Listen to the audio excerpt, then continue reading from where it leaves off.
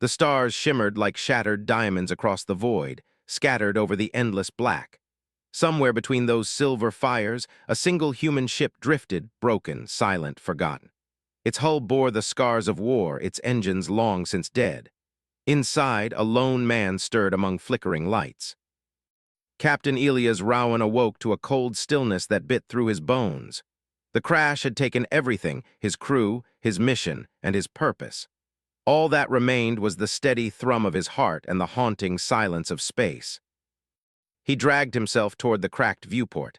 A vast planet floated below, luminous blue mist swirling around emerald continents. Its beauty was unreal, almost divine. He whispered under his breath, "At least, if I die here, it's somewhere worth seeing."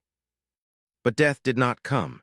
Instead, a light engulfed his ship, bright, golden, and pulsing with an intelligence that felt alive. Elias shielded his eyes, heart pounding. The light shifted, taking the form of a woman, tall, radiant, and impossibly elegant, her skin like pearl beneath moonlight, her eyes a deep violet that seemed to hold galaxies. When she spoke, her voice was soft yet commanding, every word vibrating through his chest. "Human," she said, "you stand upon the edge of a world not meant for your kind. Why do you seek death here?" Elias stared at her in stunned silence. "I didn't seek it," he said, his voice dry. "It just found me." She tilted her head slightly, studying him as if he were both fragile and fascinating. "You are broken," she murmured, "and yet your light still burns."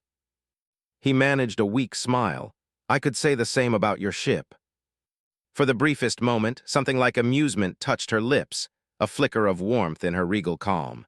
"You are brave to jest before a queen." Elias blinked. "A queen."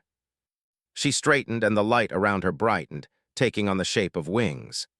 "I am Queen Lyra of ruler of the Dominion, and you human have trespassed upon my world."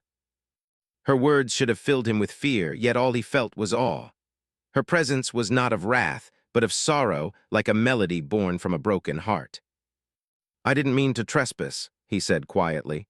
"But if you want me gone, I can't argue. My ship's dead. My life's yours to decide." Lyra stepped closer, her eyes glowing with an unreadable light.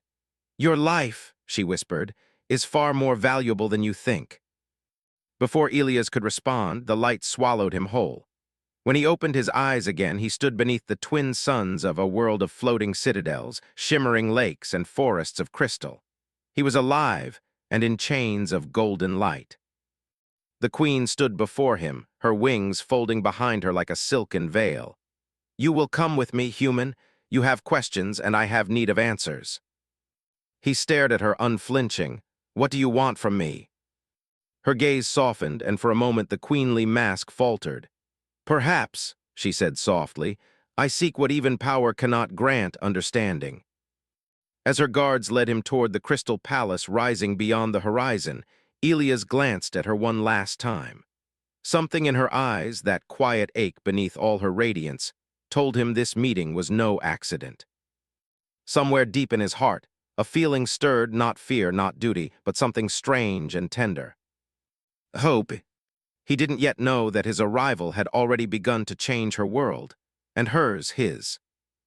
Elias walked through halls made of living crystal, walls that shimmered like frozen rain, floors that pulsed faintly beneath his boots as if the palace itself was alive. Strange, ethereal creatures floated through the air, transparent and glowing like drifting jellyfish. Every sight filled him with awe, yet a deep unease lingered. Two guards led him through towering doors that opened soundlessly. Inside, the throne room glowed in soft silver light.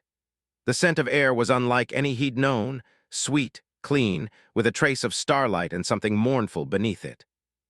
At the center sat Queen Lyra.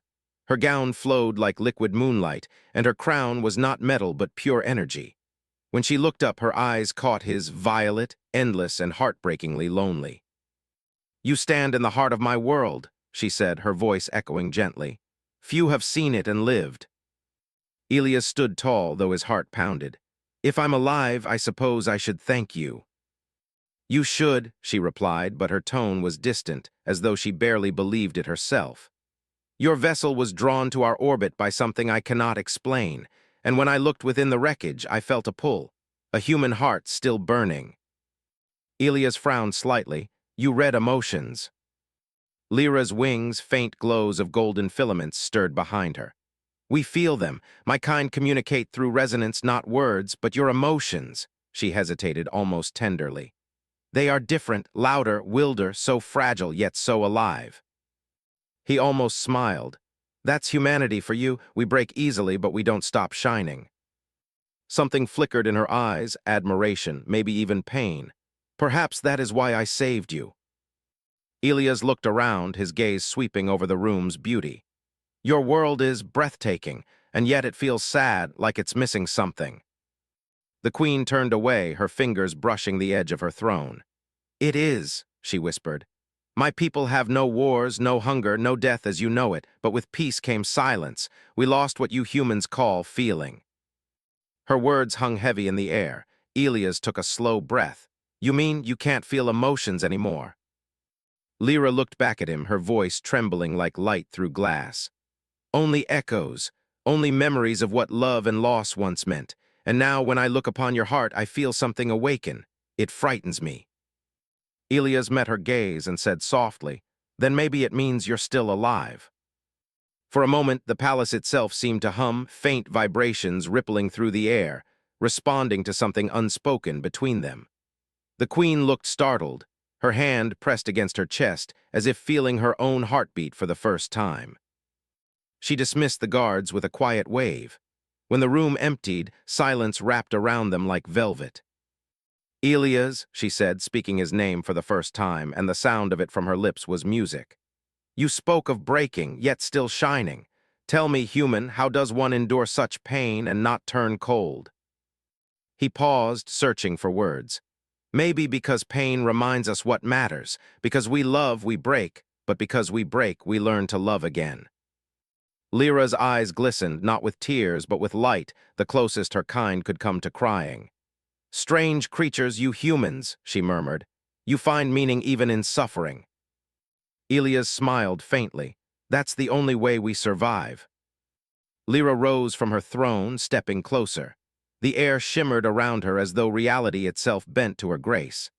Perhaps, she said softly, you are here to remind me what it means to be alive.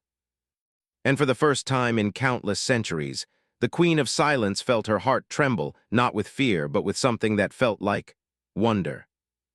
As he stood beneath her starlit gaze, Elias realized that what began as survival was now something deeper. The bridge between two souls, one human, one celestial, had just begun to form. And in that fragile connection, the fate of both their worlds would quietly begin to change. Days passed beneath the twin suns of, and each one pulled Elias and Queen Lyra closer into an orbit neither could explain. The queen had ordered that he be treated not as a prisoner, but as a guest under watch.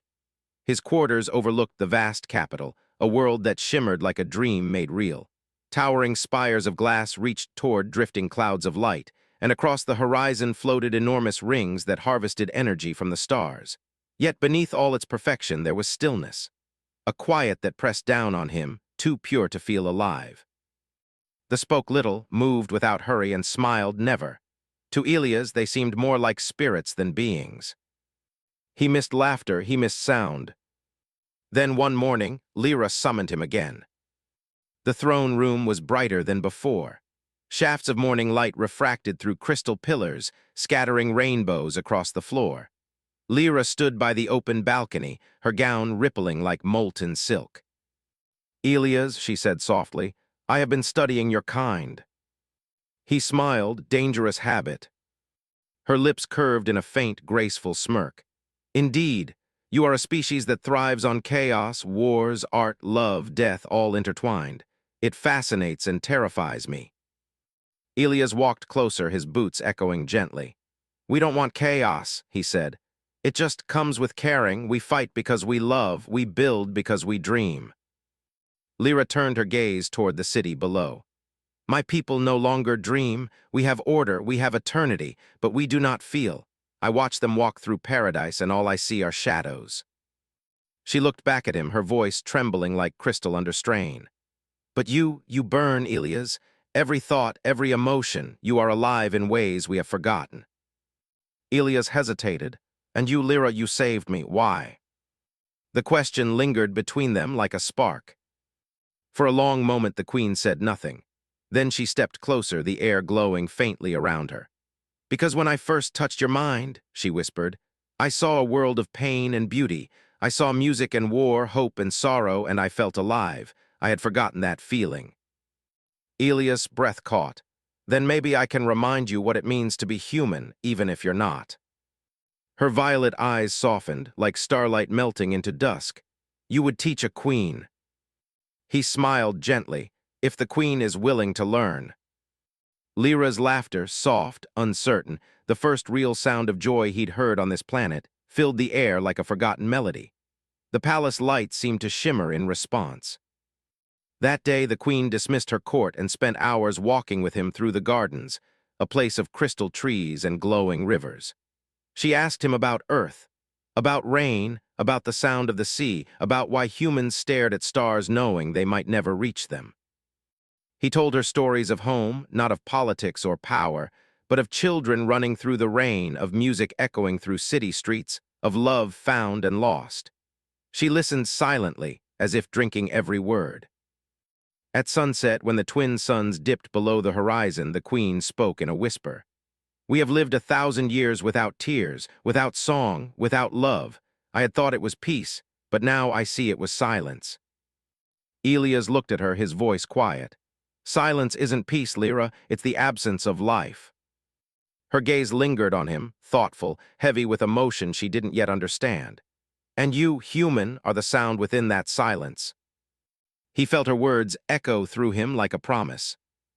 As night fell over, Lyra turned to the stars. Perhaps, she murmured, the universe sent you here not by accident but by design, to remind even the immortal that hearts are meant to feel. Elias smiled faintly, his voice warm. Then let's start with one heart at a time. For the first time in centuries, the queen have stood beneath her twin moons and felt the beating of her heart. Slow, real, alive. Night on was like standing inside a dream. The sky shimmered with slow-moving auroras, weaving between the twin moons that glowed pale gold and soft blue. Elias had never seen beauty so calm, and yet he could feel the unease growing beneath that silence. Something was changing, not just within him but in the queen herself. That evening, Lyra invited him to a quiet terrace high above the capital. The wind was warm, carrying scents of glowing flowers that pulsed with light like tiny hearts. A table stood between them, set with translucent fruit and a vessel of liquid that glowed faintly silver. You've been studying me, Elias said with a half-smile. Now you're feeding me too. Her lips curved gently. Observation requires every sense, does it not? He laughed softly. The sound carried across the terrace like a spark, and Lyra froze for a second, watching him. The sound of laughter was rare here, and for the queen it was something almost sacred. You find this world amusing? She asked, curiosity laced with grace. No, Elias said. I find it quiet, too quiet, like everyone's forgotten what joy feels like. Lyra's gaze lingered on the moons. We forgot because it was easier. When you feel nothing, you lose nothing. But you also live nothing, he said gently. Her violet eyes met his, luminous, searching. You say that as if pain is a gift. It is, he answered softly. Pain means you cared. It means you were brave enough to love something. Lyra fell silent, and for a moment the queen of looked almost human. The wind caught her hair, her eyes glowed faintly, and Elias thought she had never looked more alive. I watched my people lose their hearts centuries ago, she said finally. We became eternal, and in that eternity I was crowned queen, but I think I've been ruling ghosts. Elias looked out over the city. Below them, light shimmered across silver streets and floating gardens. Then maybe it's time to wake them. Lyra turned toward him, surprise flickering across her face. You think they can feel again? I think you can, Elias said simply. And where there's one spark, there can be fire. The queen looked away, her hands trembling faintly. Your words stir things in me I do not understand. That's okay, he said softly. Understanding comes after feeling. They stood together in the moonlight, two souls from different worlds, one carved from eternity, the other from fleeting humanity, and between them hung something fragile, beautiful, and unspoken. But even as warmth grew between them, shadows began to stir in the distance. That night, deep within the council chambers, a gathering took place. High priests of light, the ancient order sworn to preserve the perfection of, watched the queen's newfound emotions with growing alarm. She falters, one said. The human corrupts her balance. Her resonance shifts, whispered another. If she feels again, the harmony of our world could shatter. They feared emotion, the chaos it could bring, the unpredictability of heart. To them, Lyra's awakening was not a miracle. It was a threat. The council leader spoke coldly. If the queen's flame burns too bright, it must be extinguished before it consumes us all. And so, unseen beneath the stars, a decision was made to separate the human from their queen. Yet that night, unaware of the whispers gathering against them, Elias and Lyra stood together on the edge of the terrace. "Tell me, Elias," Lyra said softly, "if your world were given the chance to live forever, would your people take it?" He smiled faintly. "Maybe, but we'd lose ourselves in the process. Living forever doesn't matter if you forget how it feels to be alive." Her eyes softened, filled with quiet understanding. Then perhaps eternity is the true prison. He looked at her, his voice almost a whisper. "Then let's break the bars together." Lyra smiled, a small, trembling smile that lit her face like sunrise. And for the first time, a queen born of light and a man forged in struggle stood side by side, both learning what it truly meant to live.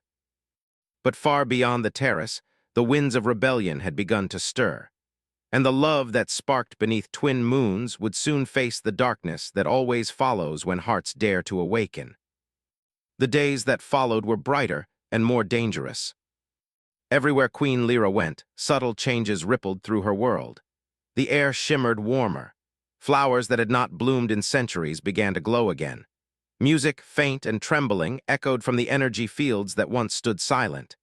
Even the people, the stoic, unfeeling, began to speak softer, look longer, hesitate before returning to their quiet routines. They didn't know why, but Lyra did. It was because of him. Elias' presence had become a heartbeat in her world, unpredictable, fragile, human. Yet it gave life back to what eternity had drained. She found herself seeking his company, not as a ruler observing a subject, but as a soul learning to feel. That evening she met him in the ancient observatory, a circular hall where the stars were projected as living light, a sky within stone. The room glowed blue and gold, like a captured galaxy. "You shouldn't walk alone, Your Majesty," Elias said quietly as she entered. "Your guards seem nervous when I'm around." "They fear what they do not understand," she replied softly. "But I do not fear you." He smiled faintly. "Maybe you should." Her eyes sparkled. "And why is that, human?" "Because," Elias said gently, stepping closer, "humans break everything they touch, even hearts."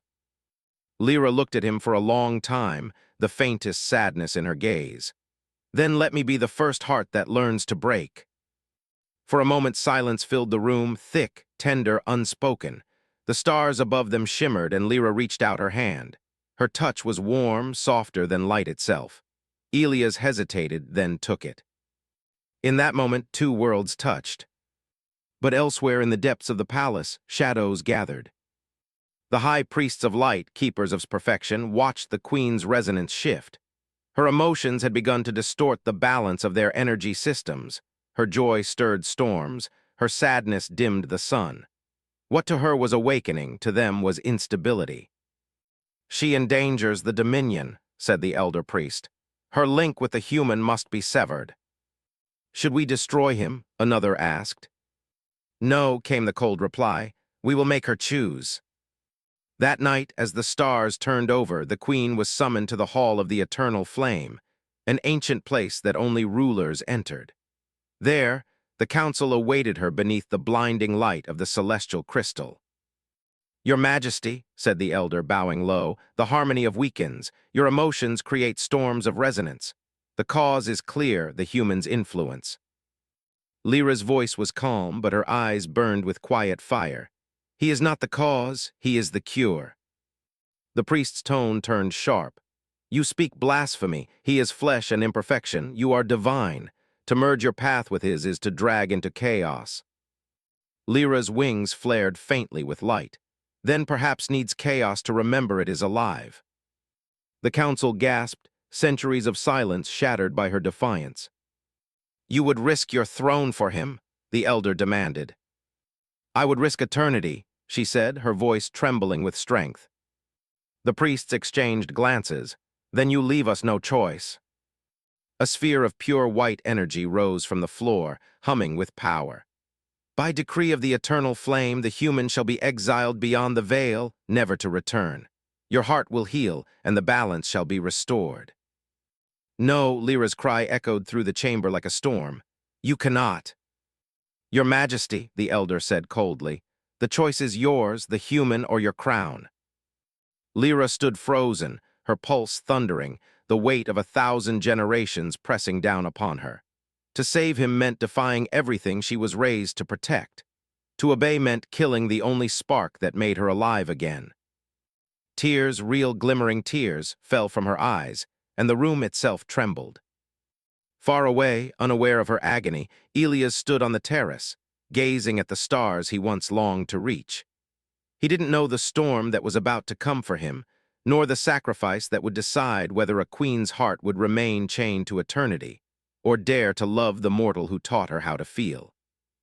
And beneath those twin moons, the wind carried a whisper across the shining city, a whisper that sounded almost like a plea. Human, be my king. The palace of had never known such silence. It was not the serene quiet of eternity, but the breathless stillness that comes before a storm. Elias awoke that morning to find his chamber sealed. Guards of pure light stood outside, unmoving, their expressions empty of all emotion. He knocked once, then again, but no one answered. Something was wrong, terribly wrong. Lyra, he called into the silence, his voice echoing back at him. What's happening? No response, only the low hum of power running through the walls. He tried to override the door panel, but technology was far beyond him. All he could do was wait and hope. Meanwhile, in the hall of the eternal flame, Queen Lyra stood before the council, her wings trembling faintly as the energy of the ancient crystal swirled around her. Its voice, soft, but commanding, filled the chamber like a god's whisper. You are bound to the will of the flame, Lyra of you must choose. Her voice shook, but her spirit did not. He is innocent, he brings no destruction. The elder priest's tone was hard. He brings change, and change is death to the perfect. Lyra looked up, her violet eyes glistening. Then perfection is a cage. The priests gasped at her defiance. Light crackled across the ceiling, the sacred chamber trembling under her words. The elder raised his staff, its tip glowing white-hot. If you will not choose, we will act in your place. The human will be erased from existence, and your mind purged of this corruption. Lyra's wings flared in defense. You will not touch him. But the crystal's voice boomed again, deeper now, reverberating through the palace. The queen has forgotten her purpose. Emotion blinds her. The balance must be restored. A surge of power shot through the chamber. Pain flashed through Lyra's chest like lightning, and the memory of Elias flooded her mind, his smile, his laughter, his warmth. She fell to her knees. No, you cannot take him from me. Then surrender your crown, the elder said coldly. Renounce your bond to the flame, leave the throne and leave. Lyra's breath caught. To give up the crown meant exile. It meant forsaking her people, her history, her immortality. But to stay meant losing him forever. At that moment, she felt something stir deep inside her, not the calm light of her people, but a human emotion she had come to recognize all too well. Love. She rose slowly, light spilling from her form like the breaking of dawn. Then I choose him. The priest staggered back as her radiance intensified. The crystal cracked, a sound like a star breaking in two. You defy the flame, it thundered. I defy eternity that knows no heart, she cried. I defy perfection without soul. With a blinding surge of energy, her crown dissolved into dust. The golden sigil that marked her as queen vanished, replaced by a simple glow within her chest, the light of her own heart. The hall shattered with the force of her rebellion. The walls trembled, the sky above the palace split with streaks of gold and violet. And across the city, Elias saw the heavens themselves rip apart. He pressed his hand to the window, eyes wide. Lyra. The door burst open, and she stood there, breathless, radiant, alive. Without her crown, she looked more human than ever. Lyra, he whispered. She smiled, tears glowing like starlight. We must leave, Elias, now. But there's no time. She reached for his hand, and the moment their fingers touched, light engulfed them both. Together they ran through the collapsing halls of crystal and fire, the sounds of alarm echoing behind them. The palace, once eternal, was breaking apart, unable to contain the queen's newfound humanity. Outside, under the trembling sky, she turned to him, her voice trembling with love and fear. I gave up everything to keep you alive. He held her hands tight. Then I'll make it worth it. She smiled through her tears. Then run with me, human, run toward freedom. And as the world of perfection crumbled behind them, the queen of no longer bound by crown or destiny, fled into the unknown beside the man who taught her heart to beat. The heavens themselves seemed to whisper their story. When power meets heart, the universe remembers how to live. The night sky blazed behind them as began to fall apart. What had once been eternal perfection now shimmered and cracked like broken glass. Towers of crystal dimmed. Floating cities descended like dying stars. Yet through that ruin, two figures ran hand in hand, the queen who had given up immortality and the human who had given her back her soul. Lyra and Elias stumbled across the bridge of light that led away from the palace. Behind them, guards of pure energy formed, their voices echoing like thunder. Stop them, cried one. The queen has forsaken the flame. Lyra turned, her wings spreading in a burst of gold. The shockwave sent the guards tumbling backward, their forms dissolving into dust. She was no longer their ruler, she was something greater now, something unbound. Elias grasped her arm. We can't hold them off forever. I know, she said breathlessly, but the ancient gates, they lead beyond the veil. Once we cross, they cannot follow. He nodded. Then lead the way, your majesty. She looked at him, at the human who still called her majesty, even after she had lost her crown. A laugh, soft and trembling, escaped her lips. You still call me that? I call you what you are, he said with quiet conviction. A queen with or without a throne. Her heart ached at his words, at the raw sincerity only a mortal could hold. Together, they reached the edge of the city, where the world's energy condensed into a single, spiraling gate, a rift of light and mist swirling endlessly. But before they could step through, a beam of pure white fire crashed down before them. The high priest of the flame emerged from it, his form vast, his eyes burning with divine fury. You dare defy eternity, he roared. You would destroy perfection for a creature of decay. Lyra stood tall, her hair whipping in the wind. Perfection destroyed itself the day it forgot how to love. You would choose death. I would choose life. Elias stepped forward, shielding her instinctively. You talk about perfection, he said, voice steady despite the trembling earth. But perfection without heart is nothing. You call it eternity, I call it emptiness. The priest raised his staff, light coiling like a serpent. Then both of you shall be erased. Lyra threw herself before Elias, wings spreading wide. No. The light struck, but instead of consuming them, it shattered against her. The explosion lit the sky, tearing through the air in waves of gold and violet. When the light faded, the priest was gone, and the queen stood glowing, her form no longer nor human, but something in between. She turned to Elias, her eyes now a radiant blue-violet, soft and warm. You've changed me, she whispered. Even the stars cannot undo it. Elias stepped closer, his voice breaking. Then let's change the stars together. For a long moment they stood before the veil where light met infinity. Lyra reached for his hand, fingers trembling. Beyond this gate, I do not know what waits. I may lose my power entirely. He smiled. Then we start again like every human does. She looked at him, eyes glistening. Elias, in my world, kings are chosen by destiny, but in my heart, she paused, her voice barely a whisper. Human be my king. Time seemed to stop. He took her hands, pressing them against his heart. Always. Together they stepped through the veil. The light swallowed them whole, soft and endless, not as destruction, but as rebirth. When it faded, the world was gone. In its place stretched a vast new land beneath a gentle dawn. The air was filled with song, birds, wind, laughter, the sound of life. Lyra fell to her knees, touching the earth, tears falling freely. It's warm, she whispered. It's alive. Elias knelt beside her. Welcome to the human side of forever. She smiled through her tears, leaning against him as the first sunrise of their new world broke across the horizon. The universe watched in silence, not the cold silence of perfection, but the sacred stillness that follows a heartbeat. And somewhere among the stars that once divided them, a new legend began. Of a man who taught a queen to feel, and a queen who taught a man that love could move the heavens.